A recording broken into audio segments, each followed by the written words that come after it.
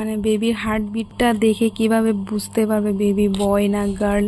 তো আচ্ছা, হার্ট রেটটা কেমন ছিল? 163। Hello guys, welcome back to my channel. তো তোমরা সবাই কেমন আছো? আশা করি সকলে ভালো আছো, সুস্থ আছো। আমিও কিন্তু খুব ভালোই আছি। তো আজকে তোমাদের একটা ইম্পর্টেন্ট ভিডিও শেয়ার করার জন্য আমি এই ভিডিওটা করেছি। তো আশা করি সবারই হেল্প হবে। তো চলো আজকের ভিডিওটা আর বেশি দেরি না করে তোমাদেরকে দেখাই।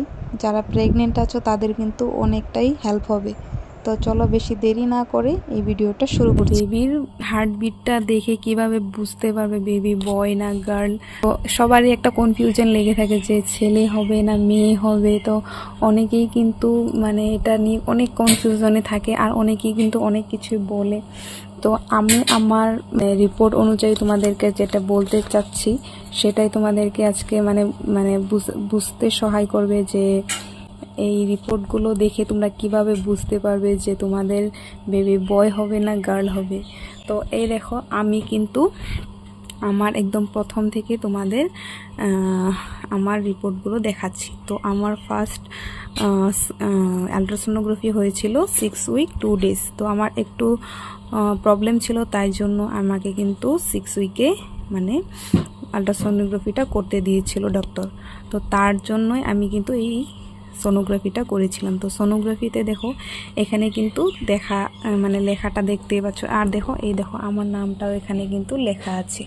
তো এই যে এটা হলো সেই, এই দেখো এটা আমার বেবির ফার্স্ট হার্টবিট। আমি মানে যখন প্রথম আমার মানে সোনোগ্রাফি করিয়েছিলাম তো সেটাই। তো এই যে রিপোর্টটা, তো সেম আরেকটা রিপোর্ট তোমাদেরকে দেখাচ্ছি।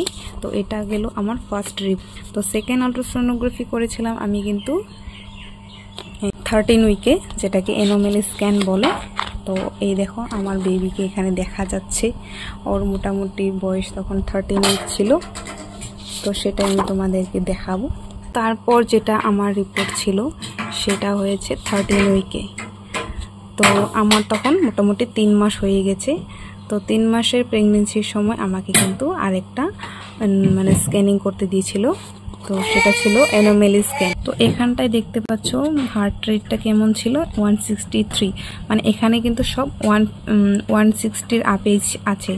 তো মোটামুটি ধরো একটা আইডিয়া করতে পারো যে 150-র আপে আর 170-র মধ্যে যদি থাকে তো মোটামুটি একটা মানে আইডিয়া পাওয়া যায়।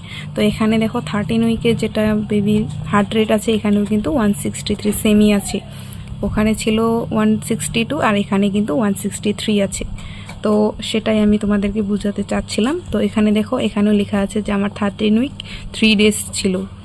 তো এই যে এখানে এই যে বাবুর সব কিছু এখানে কিন্তু ক্লিয়ারলি দেখা যাচ্ছিল, ওর যে এনোমেলি স্ক্যানিংটা হয়েছে। তো সেটা আমার 35 উইক্সে মানে 35 উইক্সে কিন্তু লাস্ট একটা আলট্রাসোনোগ্রাফি ছিল। তো সেখানেও কিন্তু এখানটায় FHR কিন্তু 150 BMP দেখাচ্ছে, কারণ মানে ছেলে মানে তখনই আমি বুঝতে পেরেছিলাম যে বেবি বয় হবে, কারণ যেহেতু একটু হাই আছে। তো 150 থেকে 160, 63 বা 70-র মধ্যে থাকলে তো তোমরা কিন্তু কিছুটা আইডিয়া করে নিতে পারো যে বেবি বয় আছে।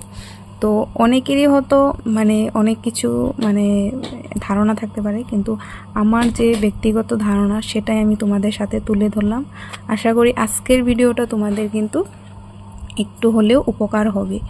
তো এই ভিডিওটা আজকে তোমাদের কেমন লাগলো আশা করি মানে কমেন্টে জানাবে। তো যারা নিউ মানে মাদার আছো, মানে মা হতে চলেছো বা প্রেগনেন্ট আছো, তাদের জন্য কিন্তু এই ভিডিওটা আমার করা।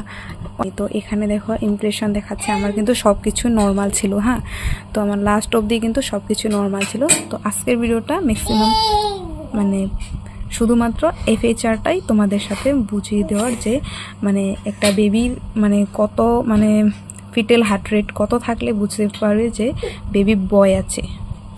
তো এটা সম্বন্ধে যদি তোমাদের আরও কিছু জানার থাকে তো তোমরা কিন্তু আমাকে নিশ্চয়ই কমেন্টে জানাবে। তো আমি যদি এই ভিডিওটা সম্বন্ধে যদি আরও কিছু জানতে চাও তাহলে আমাকে কমেন্ট করো, তাহলে আমি নেক্সট একটা ভিডিও তোমাদের সাথে শেয়ার করব।